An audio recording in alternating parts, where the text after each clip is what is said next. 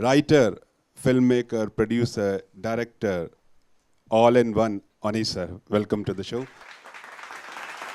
और आकाश और सलमान का भी स्वागत है। और अनीश सर, जिस तरीके से ये फिल्म सभी ने देखी अभी और जिस तरह से इंट्रोडक्शन दिया गया आपका, ये जो फिल्म है वी आर फहीन एंड कारुन, और कश्मीर में जाकर आपने इसको शूट किया है, तो कश्मीर में जब कोई फिल्म शूट होती है तो वो एक चर्चा का विषय बनती है इन सिनेरियो में। और जिस तरीके से आपने इसको पोर्ट्रे किया, दिखाया है, कितना चैलेंजिंग था और कैसे आपको लगा कि ये फिल्म इस सब्जेक्ट पे जाकर के कश्मीर में शूट की जानी चाहिए? Actually again once again thank you. आप लोग फिल्म देखे और you waiting here for the conversation. Kashmir actually ये जो स्टोरी है ये based on a real life story है, एंड मुझे लगा कि like it one is based on a real story, and secondly मैं कश्मीर में बहुत दिनों से जा रहा हूँ, नीयरली 18 years।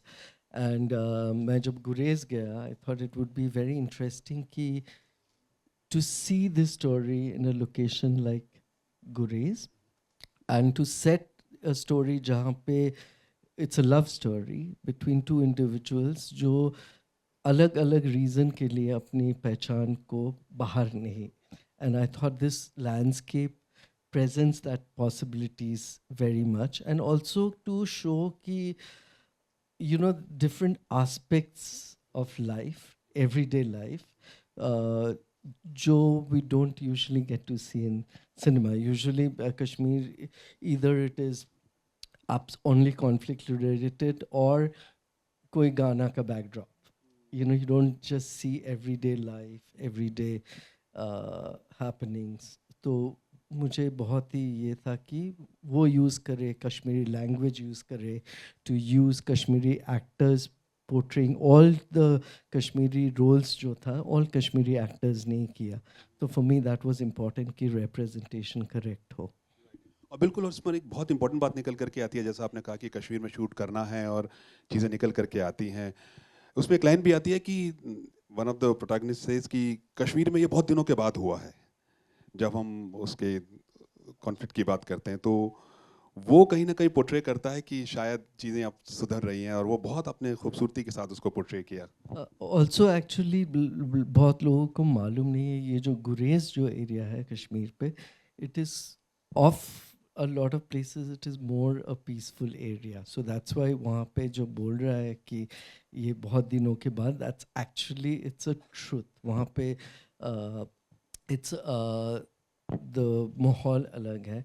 और आपने जो पूछा था challenging, actually it was not challenging, क्योंकि वहाँ का लोकल्स जो था, मुझे घबराहट इनिशियली था कि इस तरह के story in a very conservative setup कैसे करूँ, लेकिन मेरा ये था कि किसी को झूठ नहीं बोलना है कि क्या शूट कर रहा हूँ। तो मुझे मालूम था यहाँ एक छोटा सा मस्जिद है, तो उस पर शूट करना था, वो बहुत ही एक रिमोट जगह पे था।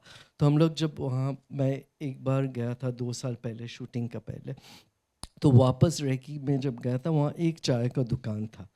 तो हम लोग उतरे जब, तो वो चाय का दुकान वाला बोला, आप मिस्टर ऑनिर हो ना? तो ऐसे हाँ। तो यहाँ क्या शूटिंग करना है? ऐसे हाँ। तो क्या? मैंने बोला वो मस्जिद पे एक सीन शूट करना है। बोला वो तो मेरा भाई का है, हम करा देंगे, लेकिन लंच के लिए घर आना होगा। So I said okay. So we went to the house, and then the brother जो है वो आया, उसने बोला कि आप माय ब्रदर निखिल और आई एम किया ना, मैंने फेसबुक पे देखा। So with Facebook even corners पे लोग, सो आई सेड हाँ, मुझे थोड़ा घबराहट भी हो रहा था। तो बोला उस तरह का फिल्म है? सो आई सेड हाँ। बोला कोई प्रॉब्लम नहीं है, आप कर लो। You know, so I feel that बहुत ही सपोर्ट मिला लोकल से। लोकल जो क्रू का था, जो लोकेशन मैनेजर मेरा था एजाज, उस अपना घर में, and everywhere just even refusing to take any money, you know, so they were extremely helpful, even the authorities there, be it the police, be it the army. I got help from every department. Okay, अब actors की तरफ आते हैं। Anil sir, आपसे और सवाल हम जरूर करेंगे। आकाश, यू आर फ्रॉम केरला, और जिस तरीके से अनिल सर के साथ आपने इसमें काम किया है, और सलमान भी हमारे साथ बैठे हैं, मीर सलमान, सलमान तो आप कश्मीर ही हैं तो आपके लिए थोड़ा इजी रहा होगा, पर आपके लिए किस तरह का एक्सपीरियंस था जब आपने अनिल सर के साथ काम किया, और आपका डेब्यू है और इतने शानदार डायरेक्टर के साथ आपने काम किया और इस सब्जेक्ट पे? Good evening. Thank you for watching our film. It means a lot. It was a great experience. It was my first ever Hindi film that I got to work in. So when I auditioned, we auditioned about a couple of times in Bombay. And when I got the project, I was very, very excited. It was my third year as an actor. I was working as a assistant director, and I was doing theater as well. So to get such a big project with such a renowned director, I was over the moon, and I was very, very excited to start. And when I read the script, I was all the more, I was very nervous if I can play such a character. I had to do a lot of workshops on it, did almost 15 days of workshops before we went on the set. So it was a very fulfilling process, and yeah, I'm just very grateful that I got this opportunity. और मीर आपकी तरफ आते हैं, क्योंकि आपका जो character था जैद जो आपने इसमें प्ले किया था, और आप कश्मीर से भी हैं और अनिल सर के साथ आपका शायद ये पहला ही बार आपने काम किया है। जी। तो आपके लिए कितना चैलेंजिंग ये था, और जिस तरीके से आपने उस एंग्स को दिखाया तो वो एक अलग शेड उसमें दिख रहा था, तो उसके बारे में कुछ बताएं। ये सिर्फ ऑब्जर्वेशन है all around in Kashmir. So there are people which have that angst in themselves. So वो एक ऑब्जर्वेशन है, और सर ने स्क्रिप्ट इतनी अच्छी तरीके से लिखी थी, तो it all got structured in my mind. So बाकी चैलेंजेस की बात करें तो ठंड थी थोड़ी सी. आपके लिए तो ठंड नहीं रही होगी, आप तो बट मैं वहाँ भी के इंसान हूँ, लोकलाइट हैं। ठंड तो लगती है. गुरेज थोड़ा ठंडी का इलाका है, और कुछ चैलेंजेस थे कि एक कश्मीरी लैंग्वेज जो है उसको हम कितना रियल बना सकते हैं ऑन स्क्रीन. यूजुअली हमने जो कश्मीरी लैंग्वेज में एक्टिंग देखी है वो थोड़ा ओवर ड्रामाटाइज्ड है, तो वो मैं बार बार उस चीज़ को ध्यान में रख के कर रहा था. तो वो एक चैलेंज था कि कैसे इंटोनेशंस वगैरह कश्मीरी लैंग्वेज को रियलिज्म की तरफ बढ़ाएं. बिल्कुल। ऑनिर सर, क्योंकि जैसा आपने अभी जवाब देते समय भी कहा था कि जब आपने वहाँ पर लाइन प्रोड्यूसर से बात की और जिस तरह का सब्जेक्ट आप चूज़ करते हैं, जो आपका जॉनर रहता है कि जो बहुत मुखरता के साथ, प्रमुखता के साथ LGBTQI+ की बात करती है, और जब आपने भी जैसा कहा कि उन्होंने कहा कि ये उस तरह की एक फ़िल्म होगी, तो उसके बारे में बताइए कि आपकी जो फ़िल्म है उनकी खासियत ये रहती है कि सब्जेक्ट को डील करती हैं और कोई उसमें प्रीचिंग नहीं होती है, कोई उसमें उपदेश नहीं होता है, और बहुत खूबसूरती के साथ अंदर तक वो बात कह जाती है। तो ये आर्ट आप कैसे डेवलप करते हैं? लोग ना हमेशा बोलता है कि आप इशू बेस्ड फिल्म करते हो, तो मैं बोलता हूँ कि ये मेरा ज़िंदगी एक इशू नहीं है, जस्ट एक कहानी है जैसे दूसरों को कहानी. सो मुझे लगता है कि जब मैं वो कहानी एक क्वेयर सब्जेक्ट हो या नॉन क्वेयर हो, तो मैं डील करता हूँ सिमिलरली कि एक कहानी है जो बताना है. और उसीलिए मुझे लगता है कि भाषण जो भी सब्जेक्ट हो, मुझे भाषण देना नहीं है, कि दिल को छू जाए वही ज़्यादा इम्पोर्टेंट है, और वही कोशिश रहता है, और उम्मीद है कि इस फिल्म के साथ भी वो हो पाया. सो दैट इज़ द वही मेरा मकसद रहता है. बिल्कुल, और बहुत खूबसूरती से इसमें भी वो चीज़ निकल करके आई, और बहुत सटल तरीके से आपने बहुत प्रोमिनेंट इशू को जिस तरीके से रेज भी किया. एज एन एक्टर आपसे पूछते हैं, ये बोथ आर यंग एक्टर्स, और आकाश और मीर के लिए, दोनों के लिए सवाल है कि आज जब हम ये यंग एक्टर्स की बात करते हैं, तो आपको क्या लगता है कि बहुत ज़्यादा इम्पल्सिव हैं, इनक्विजिटिव तो हैं, ये बहुत अच्छी बात है, लेकिन बहुत जल्दी बहुत कुछ सीखना भी चाहते हैं, तो इस प्रोसेस के बारे में बताइए, जहाँ तक आप लोग पहुँचे हैं, you being young actors. I think बहुत जल्दी तो नहीं हो पाएगा. It takes time to absorb things, understand things. As for everyone it's not young, maybe थोड़ा सा इम्पल्सिव हो सकते हैं because of their young hormones, testosterone में भी. बाकी यही है कि टाइम तो हर चीज़ में लगता है. बस. आकाश, I'm definitely impatient. I continue to be impatient. It's a nice driving factor to, to keep looking out for work and auditioning and trying to get more work.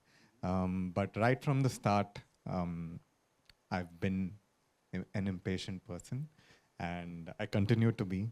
But something that this industry has taught me is to be patient, because, as you must know as well, like work comes only when it is written for you. So you might think as an actor that you can play every role that is written, but you can only play certain parts, and that I've understood only in the past few years. So um, even though it is a driving factor, I understand that we have to be patient. And ओनी sir as a director हम young actors की बात कर रहे हैं और पिछली 2 फिल्मों में इस फिल्म में क्योंकि देखा हमने और इससे पहले अगर हम बाइन की बात करें तो उसमें भी यंग एक्टर्स के साथ आपने काम किया तो आपको क्या लगता है कि जो यंग एक्टर्स के साथ आप जब काम करते हैं is it more challenging working with establish actor और द यंग एक्टर्स को आप इतना एक्सप्लोर करते हैं इसके बारे में Yes and no. एक रहता है कि I feel the reason, एक reason why I also work with a lot of new actors recently is मैं हमेशा सोच रहा हूँ कि कभी मैं भी new था इंडस्ट्री में एंड लोग ट्रस्ट किया मुझे उसी वजह से मैं कर पाया जो initially all the films I did was with establish actors तो अभी आई feel that I am in whatever little space, independent space, but I can work with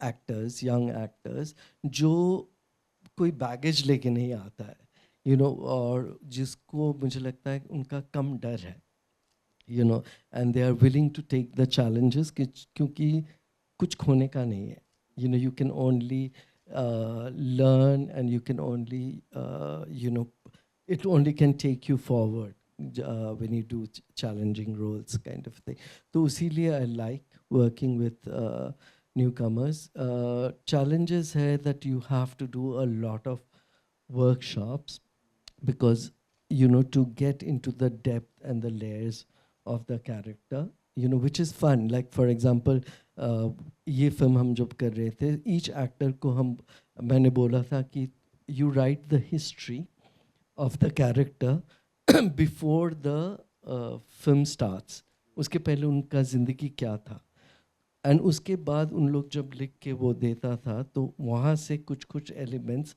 I would incorporate into the scripts so that the character becomes they own the character for example initial script pe martial arts was not a part of Karun's character but because he does kalyapattu sorry kalaripai sorry then so I incorporated that so things like that so that character को भी actor को लगे कि ये मेरा character है but I feel that more than challenges, the pleasure of discovering new actors, there are, then you also, when you're working, there's an element of freshness, which is, I think I enjoy that.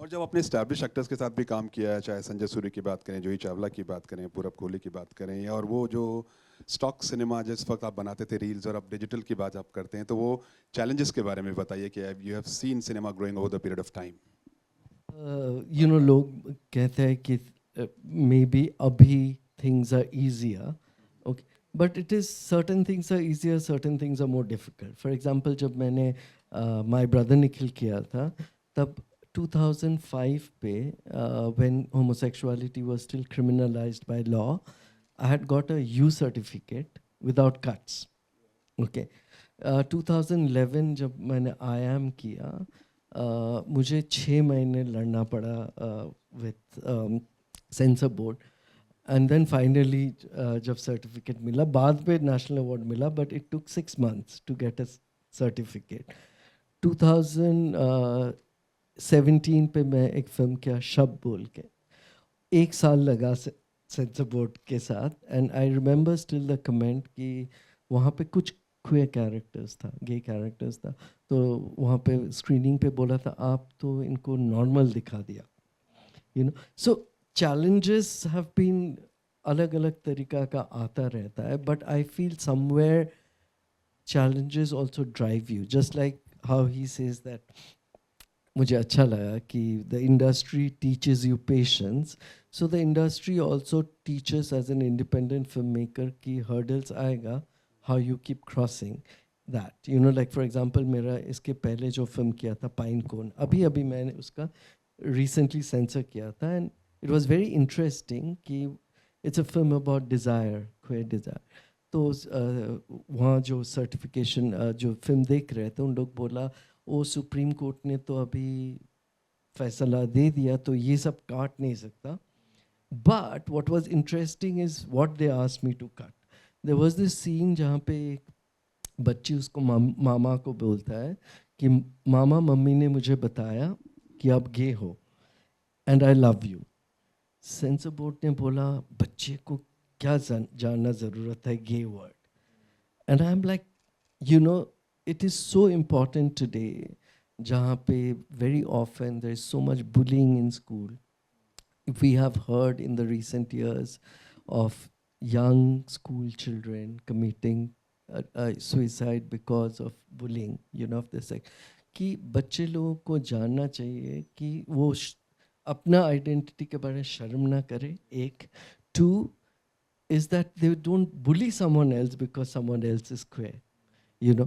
और ये जो एक गलत फहमी है कि अच्छा बच्चे लोगों को if they get to know about LGBTQI, if they're taught then they will become gay।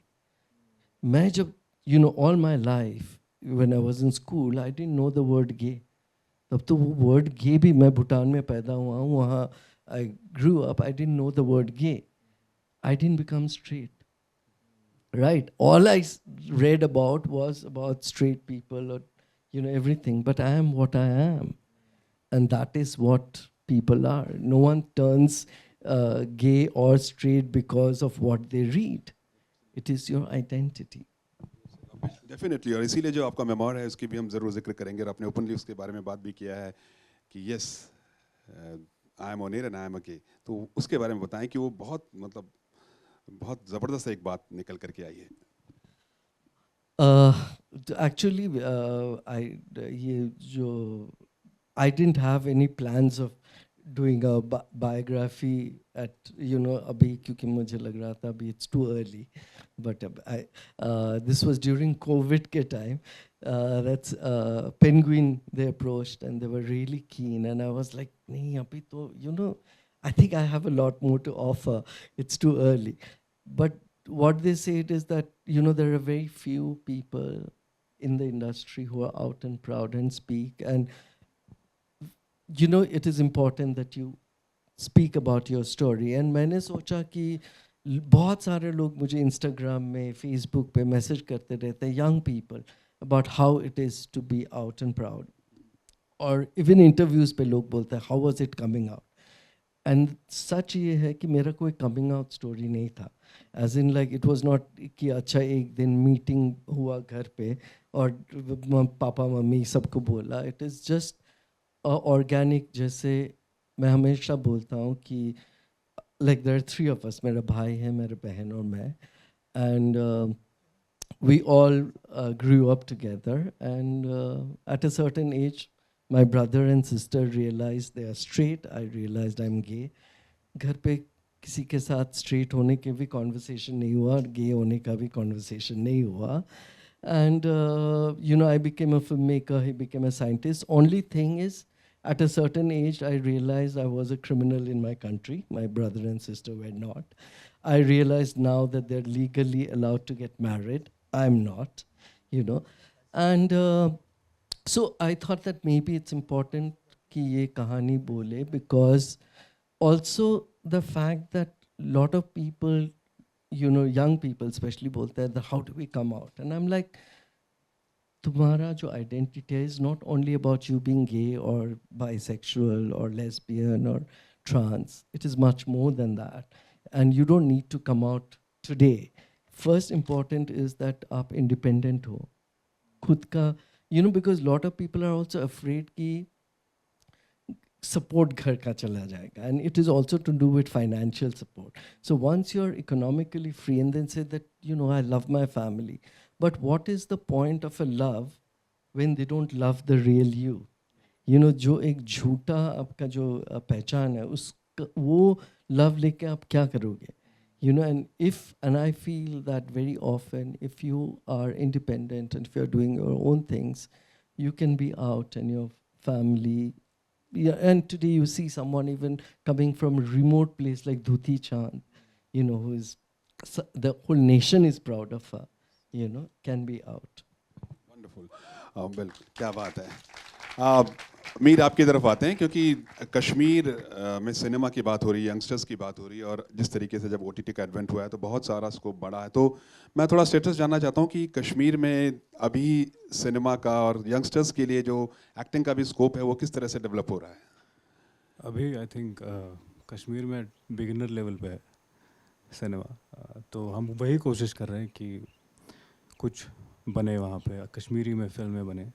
But what is good that हमारी जो म्यूज़िक इंडस्ट्री है बहुत अच्छी है, प्लीज़ कभी सुनिएगा। फैंटास्टिक म्यूजिक, कश्मीरी म्यूजिक जो है बहुत अमेजिंग होता है।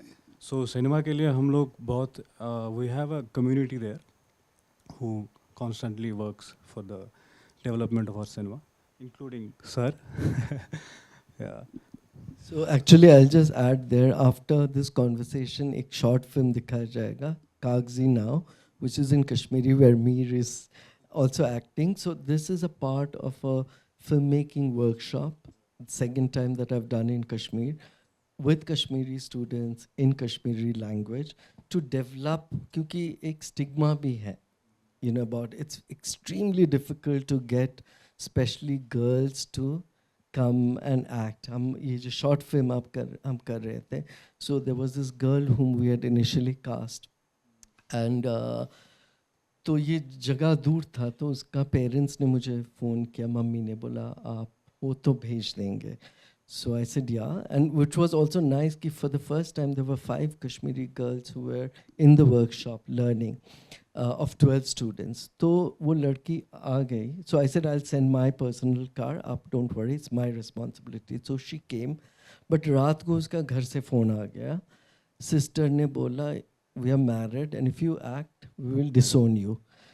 और एक सिस्टर ने फ़ोन करा, पापा का हार्ट अटैक हो जाएगा. And that girl was crying saying that sir what do I want to be here. I said okay, you just assist and you be a part of the workshop. It will change someday. And overnight we had to get another actress from Srinagar, you know. So there is all that resistance, but I feel that the more and more Kashmiri young people start, you know, making their film, showing it, क्योंकि अभी तो एक ही theatre है श्रीनगर पे, ये जो short films है वो अलग अलग जगह दिखाई जाए तो वो इंटरेस्ट होगा और अपना एक इंडस्ट्री डेवलप होगा. अभी हम लोग खाली आके वो बैकड्रॉप हिसाब से, बट उनका कहानी, उनका ऑडियंस डेवलप होना बहुत ही ज़रूरत है. तो ये तो कश्मीर की बात हुई, अभी केरला चलते हैं और आकाश पे आते हैं. Akash, the kind of cinema we are watching regard to OTT, बहुत चैलेंज है यंगस्टर्स पे कि मलयालम सिनेमा, माय गॉड क्या सिनेमा है. तो एज अ यंग एक्टर आपके लिए कितना बड़ा चैलेंज है? Even though I'm a Malayali and I come from Kochi, I grew up in Chennai though. I'm very, very deeply inspired by the Malayali industry because they focus on writing a lot, unlike a lot of the other industries, which is star-driven and box office-driven. Malayalam industry is focused on writing. Every time I go to Kerala and I work on a Malayalam film, even the tertiary actors, even the the background artists are all theater actors.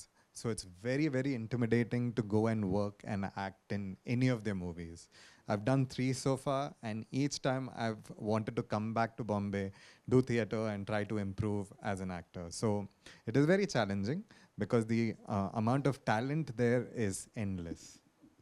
Indeed. Anil sir, आपकी writing की तरफ आते हैं. जैसे हमने कहा कि आप इतने सारी विधाओं के, मतलब जिसे कहते हैं मास्टर हैं, राइटिंग की तरफ आते हैं, और बिल्कुल हम चाहेंगे कि हमारे ऑडियंस के साथ भी आप शेयर कीजिए your association with your sister जो आयरीन धर मलिक हैं, और राइटिंग में स्पेशली कि क्या आप उनके कारण एक अच्छे राइटर बने? एक्चुअली मेरा sister, she's a film editor, also national award winning. So she has been my inspiration right from childhood. Ki, it was almost like, acha, she wants to be a film thing. And she took me to the first film festivals, जहाँ पे मैंने films देखा और लगा कि I also want to be a filmmaker. So it's been, and she was always supportive towards me.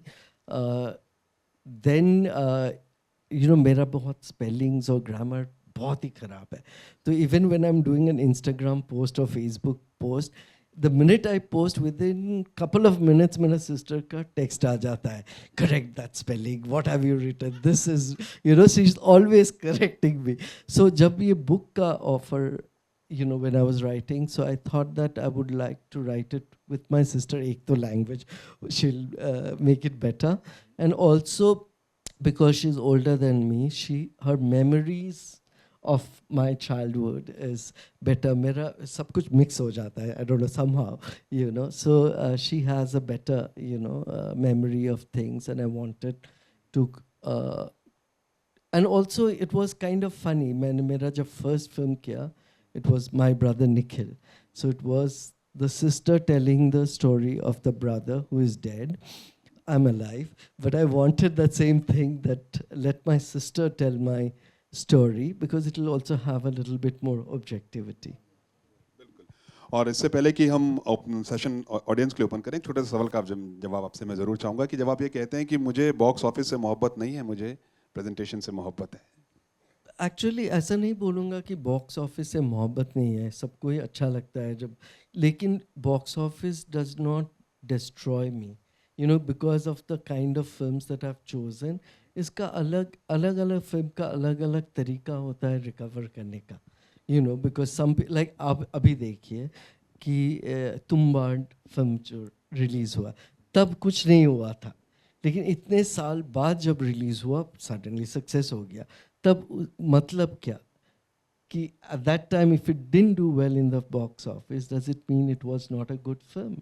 So sometimes I feel like people tell me that my brother Nikhil was before its time, but I feel happy कि अभी 20 साल बाद भी it's online there on Amazon, and I don't think the film was before its time. I think the audience had to catch up, So I feel films are timeless, कि अपने आपका जो your value you cannot just judge by box office. And हमेशा ये भी मुझे लगता है कि लोग बोलता है commercial film and non-commercial. So I have a question that कभी एक 300 करोड़ का फिल्म होता है और हमको सुनना आता है 200 करोड़ लॉस हो गया, तो वो कमर्शियल कैसा हो गया? Whereas a film which is like 5 crores makes 10 crores, then it's not called commercial still, So what is this definition? Why is it time bound and why is it defined? I think each film, because it's an independent film, a niche film, has a different way of recovery,